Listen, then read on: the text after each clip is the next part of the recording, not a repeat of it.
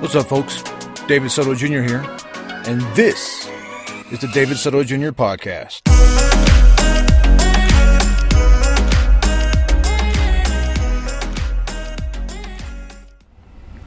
What's up, folks? Welcome to episode 64 of the David Soto Jr. podcast. I am your host, David Soto Jr. I have to take that breath every time I say that.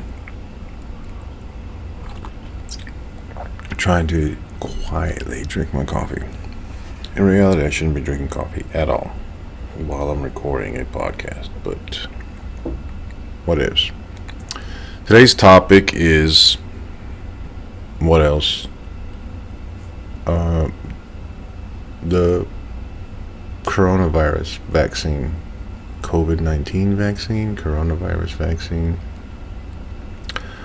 I'm talking more on the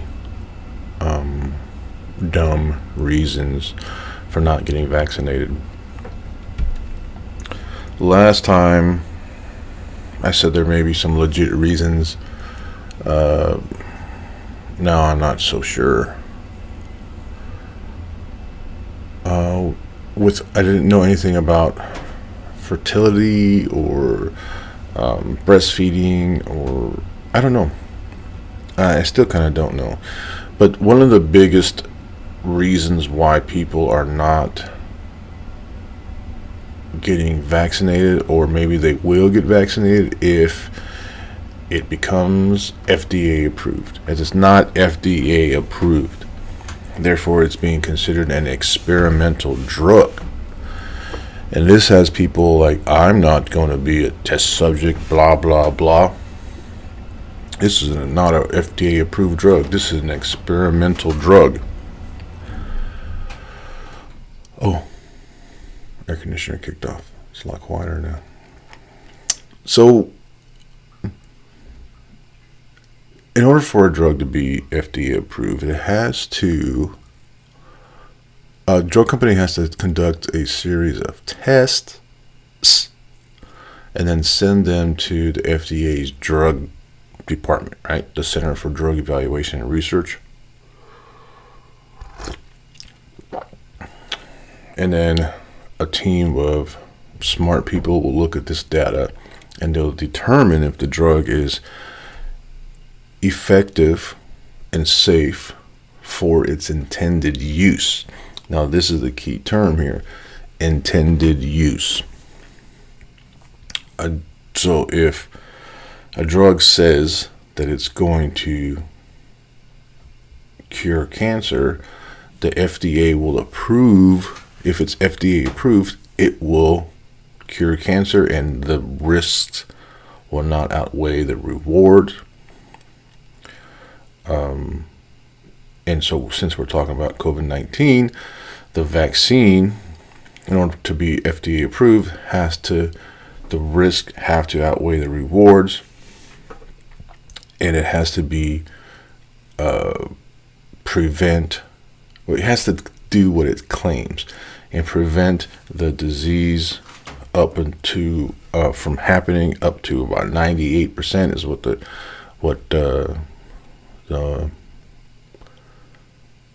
lost the train of thought. I know Johnson & Johnson's numbers for some reason. 98% for Pfizer, Johnson & Johnson's 70%. So to make the claim, let's say Johnson & Johnson, to claim that their drug is effective from preventing COVID-19, 70%, the data has to back that in order to get FDA approved. Now, when I say intended use, if the drug is used for anything else, it will not be FDA approved for another use. Meaning, if they have a drug that cures cancer, but they also find that it lowers diabetes risk, since it's not been approved by the FDA that it lowers diabetes risk, it's not FDA approved. it would be an experimental drug. Even though it's effective for one thing and has been FDA approved, if it by chance does another thing that the company didn't claim originally, then it'll have to be resubmitted for approval. All that being said, is, by that definition, is the COVID-19 vaccine an experimental drug? Maybe you could call that. But if you do, then you also are calling hydroxychloroquine an experimental drug.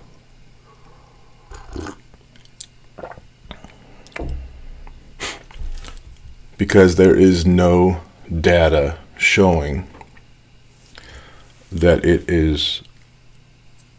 has been safe and effective to cure COVID-19. Now, I know you're going to say there were so and so many this and this and I've cured it and blah blah blah. And if the government doesn't want you to use hydroxychloroquine,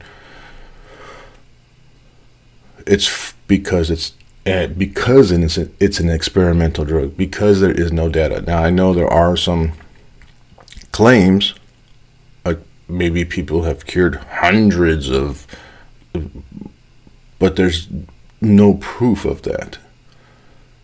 There's no, so the same reason why people won't take the coronavirus vaccines is the same reason why the government does not want you to take hydroxychloroquine. The exact same reason, except the fact that the coronavirus vaccines have been proven, just in the fact that it's been issued. People have been getting vaccinated since December, and the number of cases with people who have been vaccinated, the number of cases were dropping. Of course, the numbers are going up. They are mainly among the unvaccinated.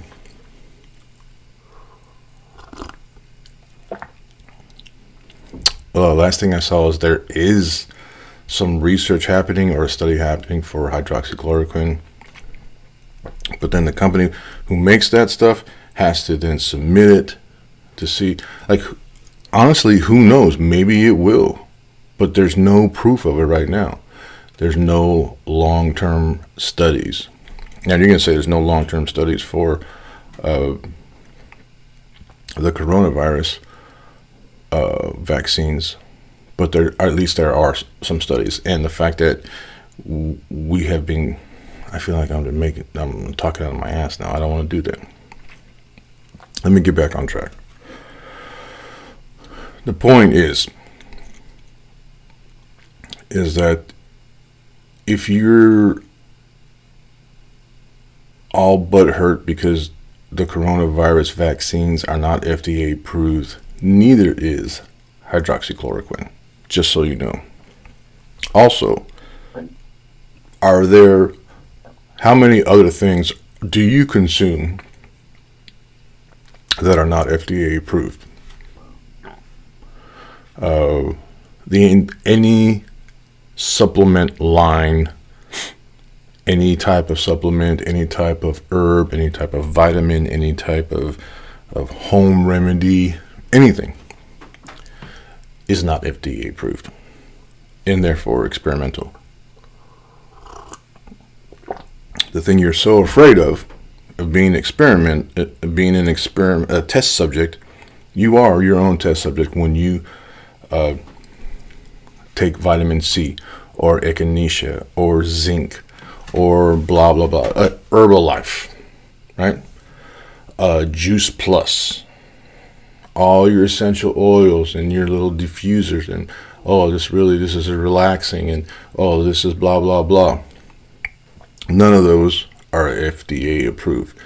In fact, most of those things will come with statements that say this has not been evaluated by the Food and Drug Administration. This product is not intended for diagnosis, treat, cure, prevent disease, blah, blah, blah. You'll see those statements on all these things that I'm talking about because they are not FDA approved. Because if this is supposed to lower your cholesterol, if CoQ10 should be taken if you are on statins, and it will help, I forgot what CoQ10 helps them. But that is not proven. It's not approved by the Food and Drug Administration. But if you take it and it helps you and makes you feel better, who cares? Says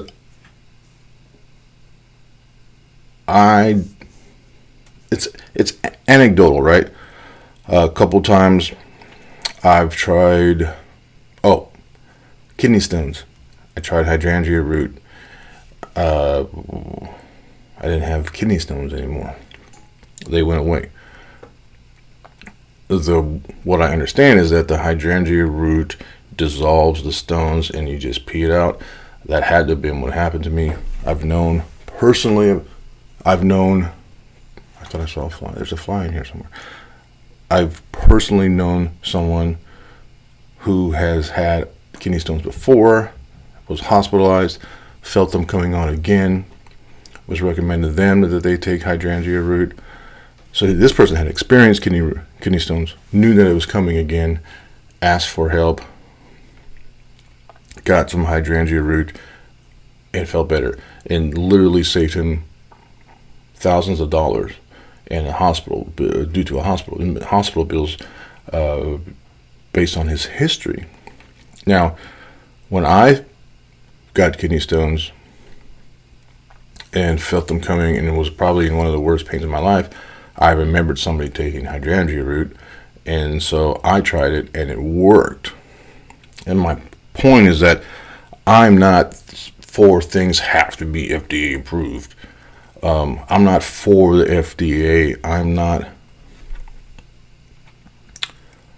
not for being a government test subject.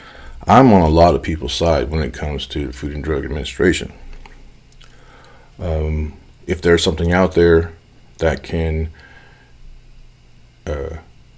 fix a problem and it's not and won't send you to the hospital and won't, I'm formerly the primitive guy. I believe that most things can be avoided through diet and avoiding hospitals and drugs and hospitalizations and therapies. Not everything, right? But a lot of disease, a lot of these self-inflicted diseases I think, don't have to have drugs approved by the FDA. But what do I know? I can't conduct an experiment, only N equals 1, right? I'm the test subject. I can try it, see how it works on me.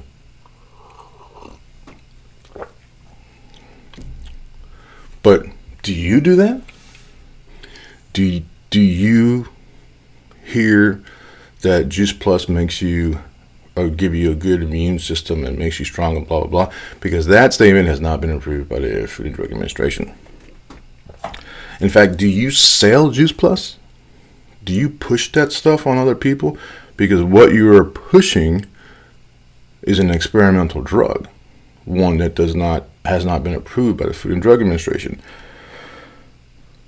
If you are a Juice Plus, Herbalife, essential oil, even cannabis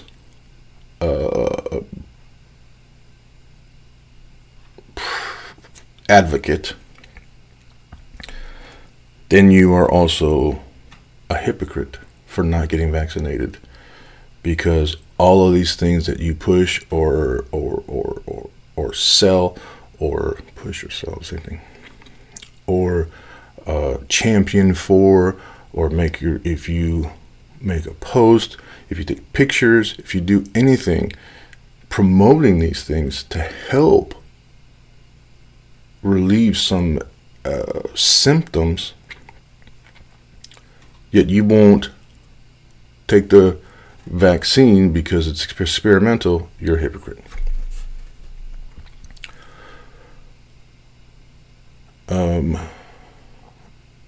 Also, on the hypocrite, well, my brain is really messed up today. Speaking of hypocrisy, do you smoke?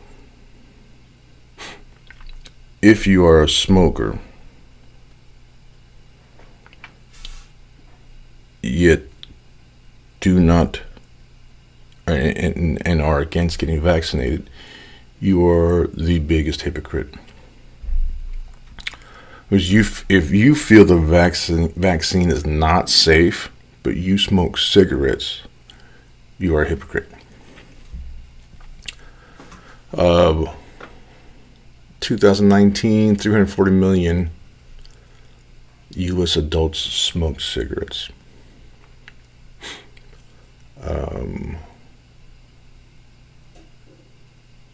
480,000 died as a result. Do the math, that's 1.4% chance. If you smoke cigarettes, there's 1.4 chance of you dying. What are the odds for you dying from the coronavirus vaccine? 0.018 is what I thought it was.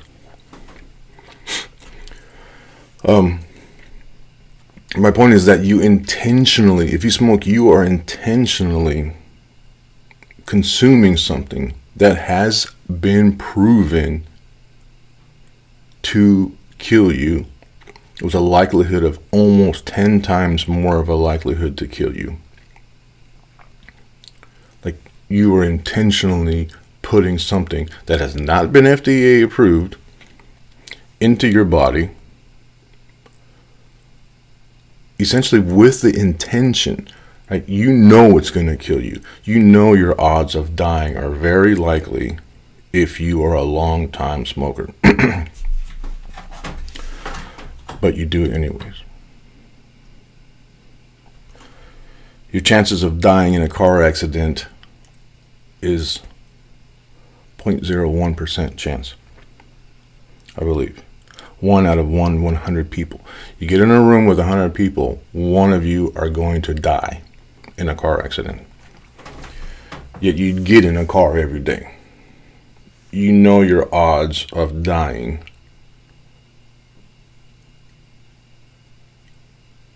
yet you choose to do it every day. Also,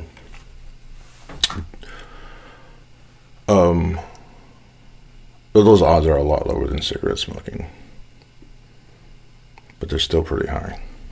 Higher than plane crashes. Did you hear that fly? There's a fly in here, and he just like buzzed the microphone.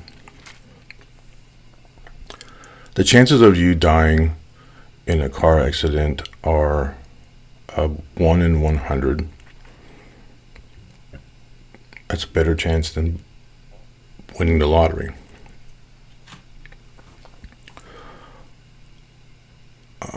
I'm losing my train of thought here. Damn fly.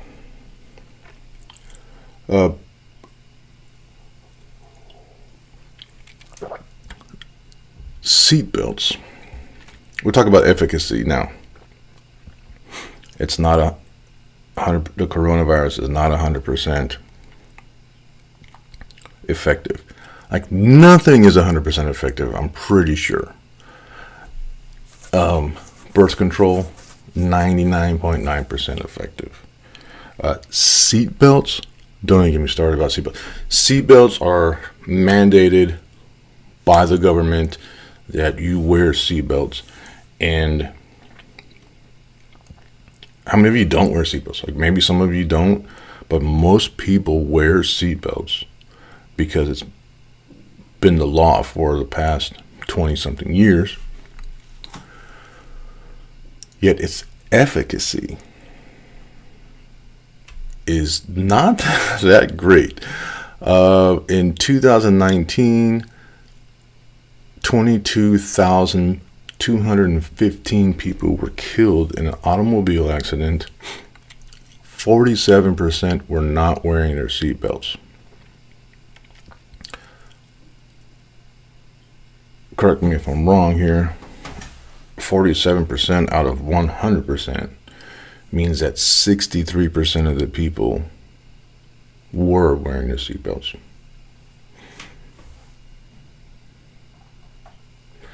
Now, this statistic does not mean that had the people not been wearing seatbelts, they would have survived. I'm pretty sure that this statistic means that the car accident was so horrendous that it didn't matter that they were wearing their seatbelts. And 47%, how many of those 47% could have lived had they been wearing their seatbelts instead of getting ejected from the car? My point is how many of you click on your seatbelts every day to prevent that chance, that very likelihood of you getting into it when you get into a car accident, surviving it because it is the law and the government told you to start wearing your seatbelt. Oh, is my boy up? Even though there is a 63% chance that you still won't survive, but you don't want to take a vaccine in the midst of a pandemic, a global pandemic, but you buckle your seatbelt. It just doesn't make sense. You smoke cigarettes, doesn't make sense. You'll vape. Okay, almost forgot about this one. How many of you vape? There is no data, none. None at all. In fact, that's a joke. Like, what are the long-term effects of vaping? We don't know. No. Are you concerned about what will about your reproductive effects of the COVID-19 virus? Like, I kind of think that seems legit, right? But now I'm wondering, like, A, do you smoke? Because being dead is no good for your reproductive health. B, do you vape? Have you vaped? Do you vape? Did you try it? What are the effects on your reproductive health of vaping? Do you know? Does anybody know? No. But are you going to keep vaping? Yes, you are. It's not FDA approved. There's no data on what it will do to your reproductive health, but you're still going to vape.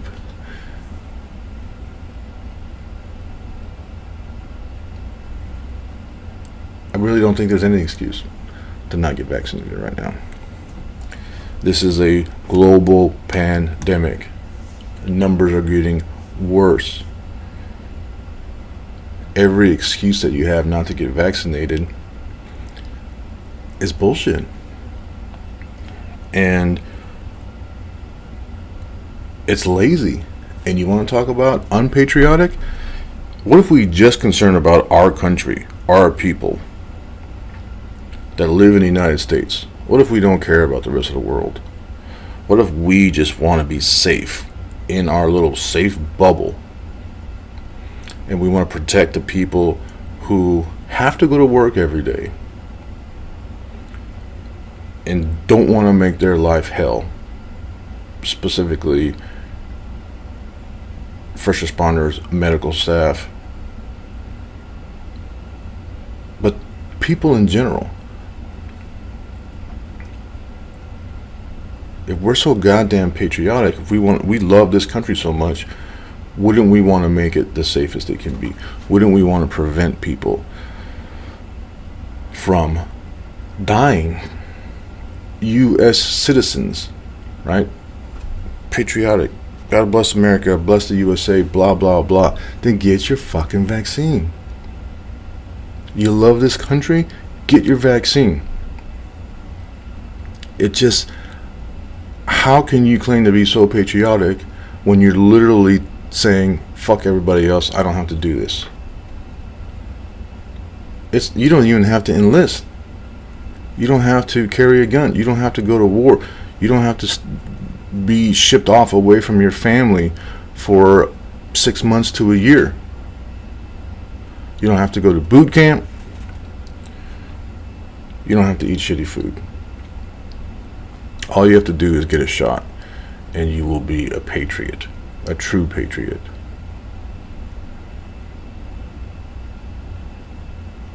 But no. Anyways, I was all over the place today. My apologies. I'm out of coffee. That means I should end this podcast. I hope I've made some sense here. Again, like I said, I was all over the place. Try to make my point.